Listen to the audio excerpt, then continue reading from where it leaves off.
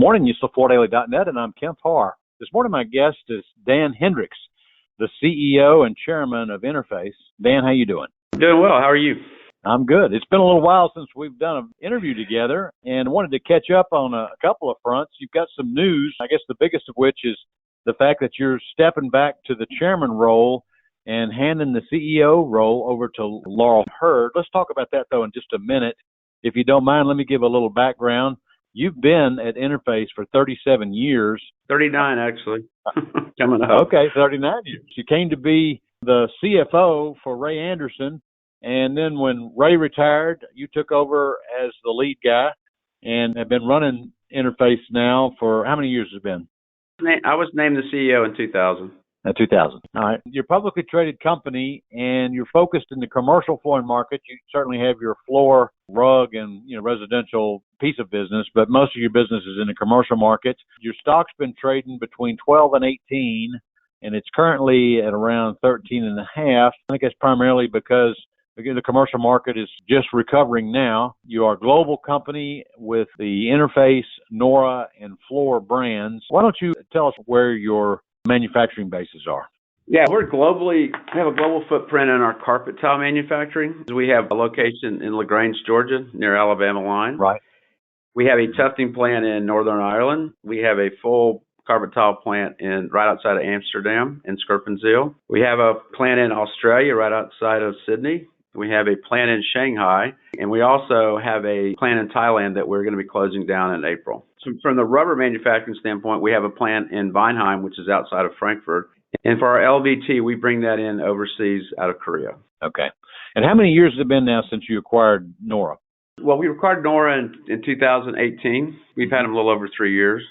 And I'll tell you what, the integration of Nora has been really pretty seamless for us. I'm really proud of the team, how they've integrated it. And Nora's been a great acquisition for us. And one thing that we worked on is when we acquired Nora, I think our EBITDA to funded debt ratio was three and change. I'm proud to say that we ended this year with EBITDA to funded debt at 2.5, and that's actually lower than the pre-pandemic levels. That's really good, because some people had said that you'd paid a pretty penny for Nora, so it sounds like you've got all of that debt in line. That's interesting to hear. Yeah, Nora's been accretive since the beginning, which is great. All right, so let's talk just results. You did $1.2 billion in revenue in 2021. That was up from $1.1 billion in revenue in 20, which obviously was a crazy year. And you're making money, $108 million in operating income last year, and that's up from 77 in the prior year. So financials are in good shape, aren't they? Yeah, we had a really, really strong fourth quarter. I'm really happy with our fourth quarter. Our Americas business in orders was up 31%, and in billings it was actually up 35%. So we started seeing the beginning of the commercial market rebound, particularly the office market, which is great to see. And I will tell you, if you look at the industry, we're outpacing the industry and taking share right now. That's good to hear. So you've been driving the boat for, I guess, the last 3 or 4 years. And now you've named that you've hired Laurel Hurd to be the CEO, and she takes over April the 18th, right? Right. This is a monumental position in many ways. First, she's coming in from outside to take the leadership role, and she's a woman leader, a woman CEO in the flooring business, which is something we don't see much around here. She's probably the first female CEO in the flooring business in our industry that I know of. Laurel, she's really very talented. She was the strongest candidate that we interviewed. I mean, we interviewed a lot of candidates. We had a big search firm that found her, and she really wasn't looking for a job. It was interesting. She's located in Atlanta, so she knew about Interface. And the headhunting firm had been trying to entice her to become a CEO for quite a while. She had been at Noel Rubbermaid for almost 20 years. And she really fell in love with Interface, the brand and the purpose and what we're trying to do in the world. She really gravitated to our sustainability story and our get off oil story and the carbon story. Is she there now, or does she step in? No, she steps in. She starts April 18th. I'm going to take her around the world and introduce her to the Interface family. Oh, that's great. Did you tell her that if you work for the flooring business, you never leave it?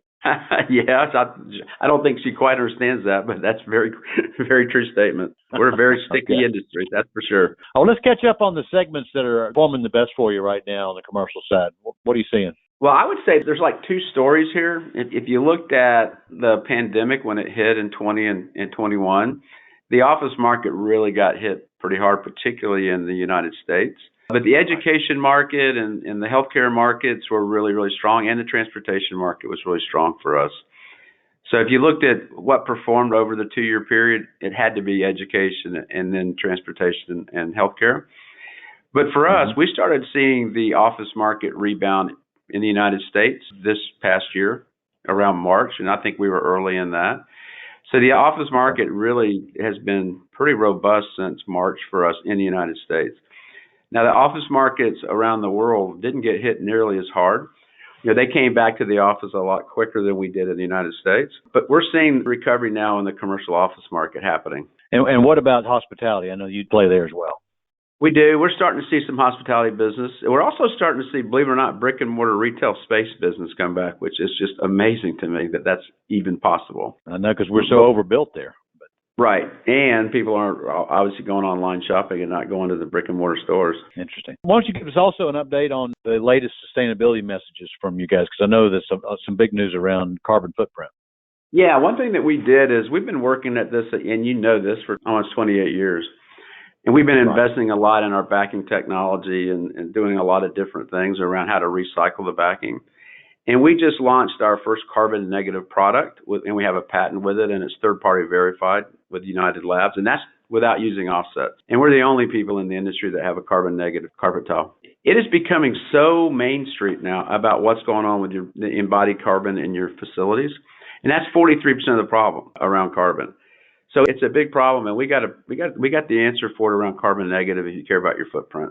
Well, it sounds like you're well ahead of the game with some of these new SEC rules that are coming in. Right. Yeah, we are way ahead of the game on that. We actually met on that yesterday about how we're going to actually handle the reporting and so forth. But, Scope 1 and Scope 2, if they put Scope 3 in scope, that's going to be very complicated for a lot of companies to deal with. All right. Are you expecting, with all this unrest in Russia and Ukraine, are you expecting the commercial market to continue to recover? That's a great question. I don't have a crystal ball around that. And our business in Europe right now is fairly robust, but I don't know what's going to happen if this situation in Ukraine continues. We're wait and see on that situation there. The markets are baking in somewhat of a recession coming out of Europe. I hear you.